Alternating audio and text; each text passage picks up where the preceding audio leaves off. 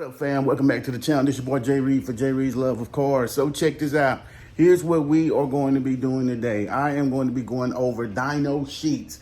Every time I took my car to the shop to get some work done, to get it tuned or whatnot, we're going to go over those sheets. And we also are going to go over one extra sheet where I went in on a dyno day, which was in between modifications. So let's dive right into it. First time I went to the shop, it was for full exhaust. So I got a full exhaust put on my car. What that includes is headers, X-pipe, whatever it is, and an axle back. The headers I went with were Dyno Tech. The exhaust I went with was a Corvette Extreme. Had all those installed and a tune.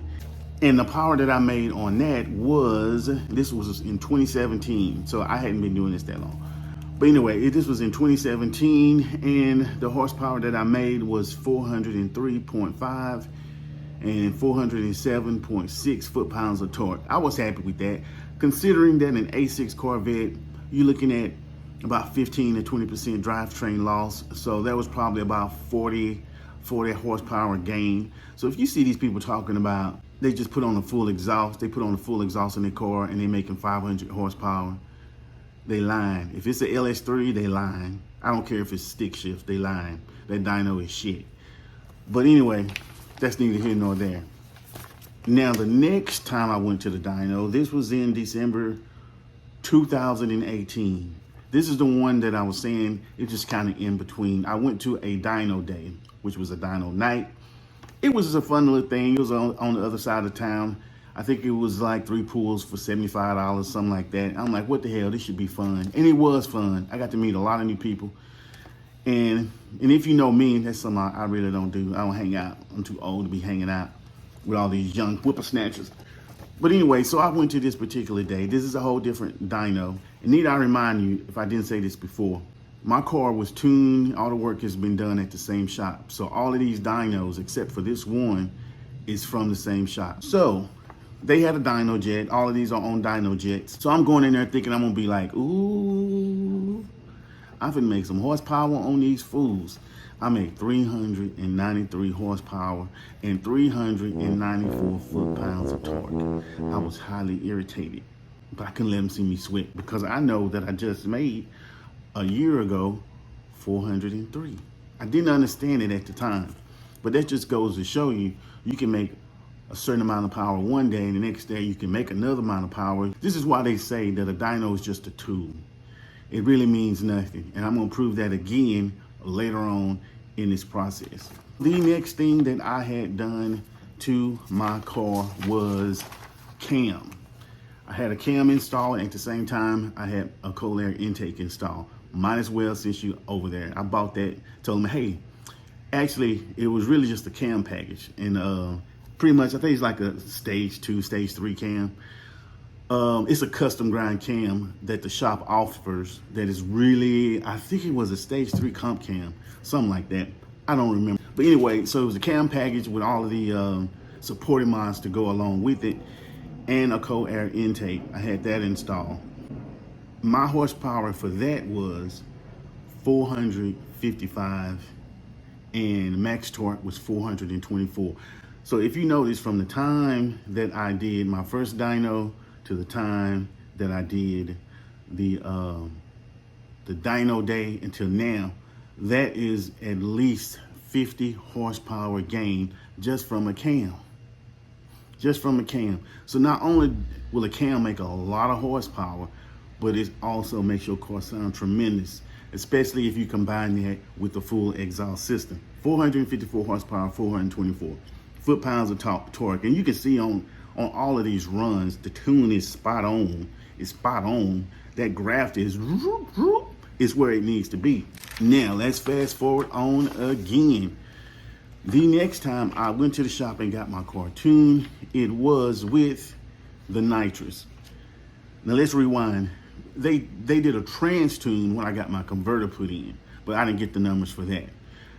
But when I went to get my nitrous put on, the most recently, which was a few months ago, obviously they did a nitrous tune. But here's the interesting thing about it. I had a baseline tune, meaning a tune without the nitrous. When, this is after my converter was installed, When they just ran it with no nitrous, my car made 418 horsepower and 379 foot-pounds of torque. Remember, I just told you that the last time I had work done on my car made 455. So I lost a considerable amount of horsepower when I got my converter installed. So please be aware, if you're getting a torque converter and you're making this horsepower one day, and then the next time you get a dyno tune, you're not making as much. It's not nothing wrong with your car. That high stall is gonna eat up horsepower. It's gonna eat it up. But here's the ticket. My car was faster. My car was, if you look at my other videos, I didn't even know my car was making less horsepower because my car was considerable faster on the track.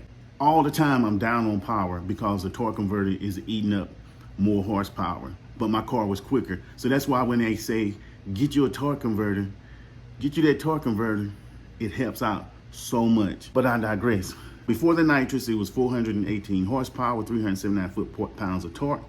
On 100 shot of nitrous, my car made 519 horsepower and 491 foot-pounds of torque.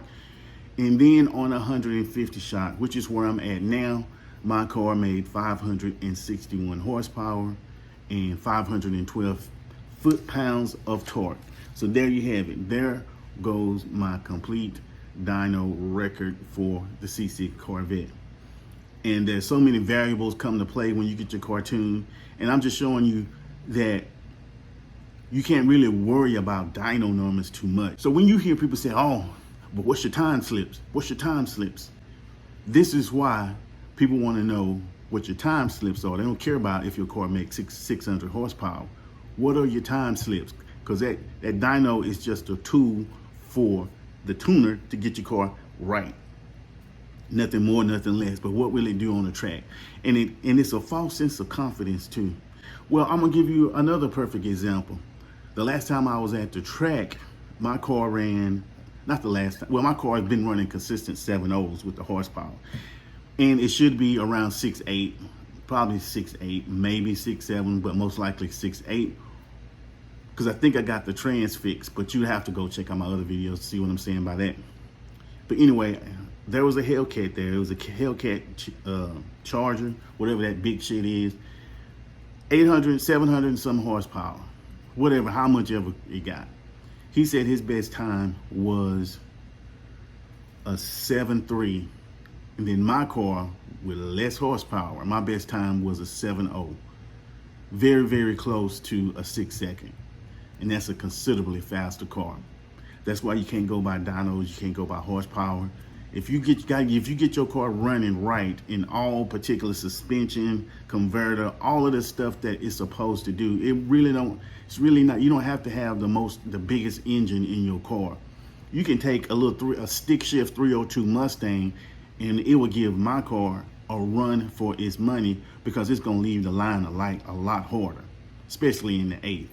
But anyway, that's all for this video. Hope you got something out of it. This your boy. Make sure you like, comment, and subscribe. Peace.